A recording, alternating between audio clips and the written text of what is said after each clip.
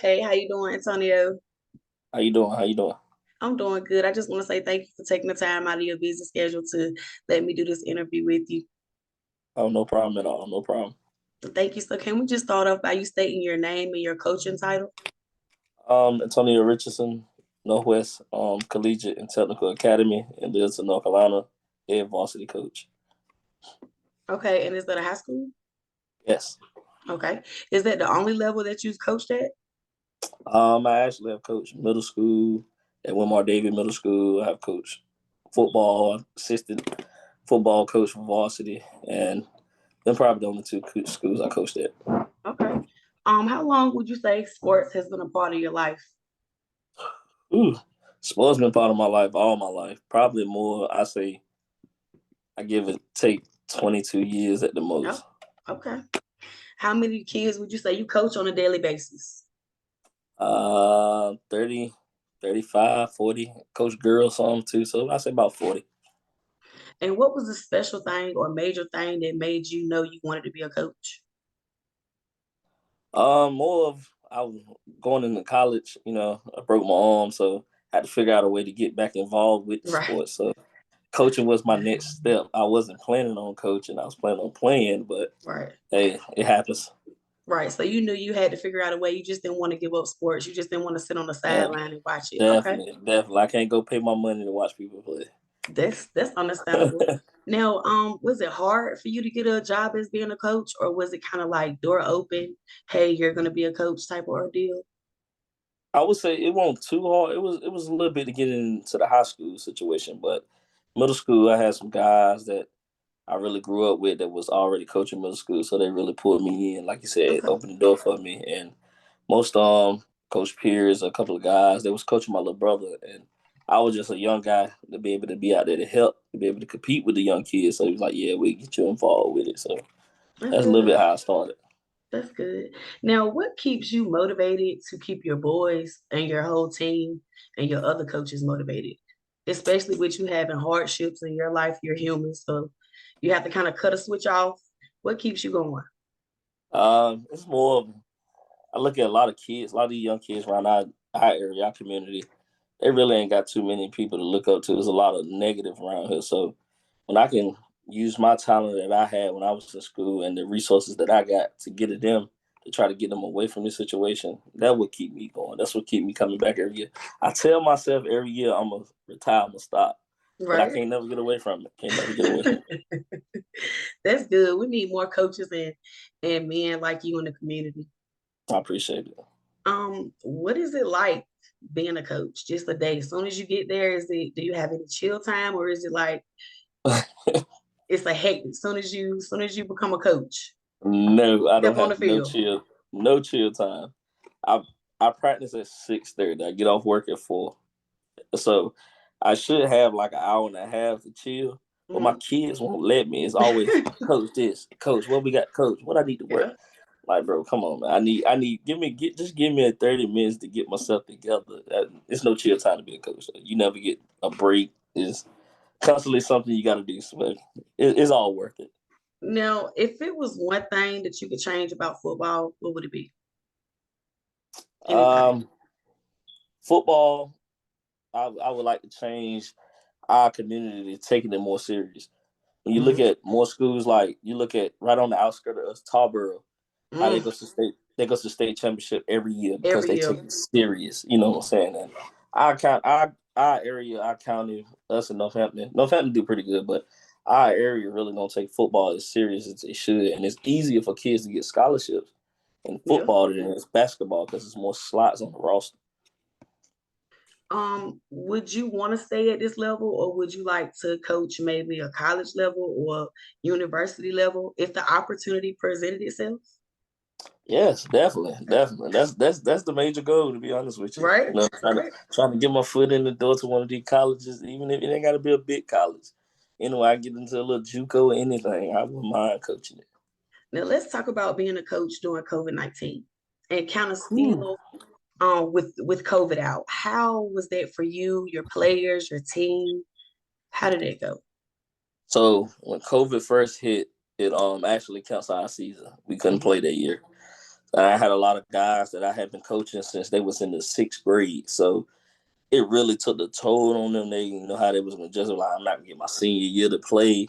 So I Mm-hmm. had to really be like a life coach more than a regular coach. I had to help them Right. get through that. Like, bro, it's you gonna have these situations in life that we got to figure out another way, another path that we have to take. And Mm-hmm. then going through COVID was rough. And then I think the following year after that was still COVID going, but we ended up getting to play. And then I had to train my kids a little bit different because now we got to play with a mask on. Mm-hmm. It was a whole lot of factors into that them 2 years. It was a whole lot of factors into it, and I was like, oh, boy, if we make it through this, if Right. we can make it through this, we're gonna be all right. And you did. And you did. Yeah, we definitely did. We did. What do you think the future looks like for football as a whole? I mean, we look at football. In my opinion, I see players, and some players are kind of being, I would say, too rough. I see a Yeah. lot of fights break out. What do you think, in your mind, the future looks like for football? Um, I think more of as the years go by, it's gonna get a little bit of more. The referee, the ruling gonna change a little bit. I think it's gonna be more of it's gonna work favor to keeping everything under control. And Right. like I said, you looked at this year it wasn't too many incidents because they had changed a couple of rules this year in high school football, which in like towing, all the other stuff that you can't do that can't provoke something to Right. happen, they took it out. So I think as the years go by, they gonna sit, evaluate how the season went, and then they'll understand what they have to do. So it's really, I think, gonna be all right. I don't think I really got to ask you this question, but if you had to do everything the same way again, would you do it? Would you still be a coach, knowing what you know now? Everything you've been through, the good, the bad, the ugly, would you still do That's a tough question. it? Yeah. I'm gonna tell you why it's a tough question because being a coach, I understand what my coaches was telling me Uh-huh. when I was a player. So if if I understand what they was telling me then, I don't know if I would be in this prediction. I don't know if I would be in this seat. I think I'd probably still be somewhere playing, you know what I'm saying, playing basketball or football Right. somewhere. But if I had to, yeah, I'd do it again. It wouldn't be no problem. It's really a win-win for me. I know you would. What's something that you would tell someone that wants to be a coach, that wants to come into this industry? Hey man, enjoy it. You really gonna what's gonna make it so much better about the situation being a coach is the guys when they get to come back after they graduate and they still call you coach. I still got guys that graduated in 2016 that come back. What's up, coach? You know what I'm saying? Coach this, coach this. They grown men. Right. And you know, that gonna give you the enjoyment of having that like these kids look up to somebody. You got a positive role model and they look up to this man and they come back and still get that same respect that you got as you was their coach. That's gonna give you that you like, okay, all right, I can deal with this, you know, so I can Right. handle this. And Right. that what makes my day anyway. Just being to see my guys still around, you know, went to college or they in college or they working. That breaks my day anyway. Are any of your guys that you coached or coaching, do they have any scholarships or do they play for any colleges or anything like Yeah, that? I had so let me go down the line.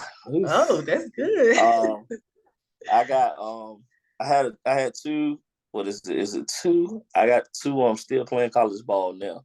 That's good. Toya Solomon just got accepted to UNC Asheville. That's good. He'll be playing there next year. And he played Caldwell JUCO. Um, the one Squire he plays at Fayetteville Tech, and he been there for 3 years. So you know what I'm saying. Just seeing guys that came from Northwest, where they Hmm. say people can't go to college from. Like Right. you can't play college ball, you can't play Hmm. college football. These kids went here, won, and went to play college ball. I also had Josh Norman. He ended up going to Lenore, and he done with school right now. So, and Denaz Danes went to Sand Hill Community College, which is another JUCO. So, a lot of guys. There's a lot of guys that went to college off. You know what I'm saying? A couple of years that I had them in my position. Now, if you have some guys that come to you and they're like, "Hey, coach, I want to try to get a scholarship," do you kind of go the extra mile to help them and try to get in touch with recruiters and things of that nature? Definitely, definitely. And that's what I was saying earlier about my, like, saying, being able to have a resource. We have Mm-hmm. a coaches clinic every year, and what they do is help you connect with a lot of different coaches, and they got connect with college coaches. So I had a couple of guys this past year that I had that finished school. They finished school 2 years ago, but they decided they wanted to go to college. So I was like, okay.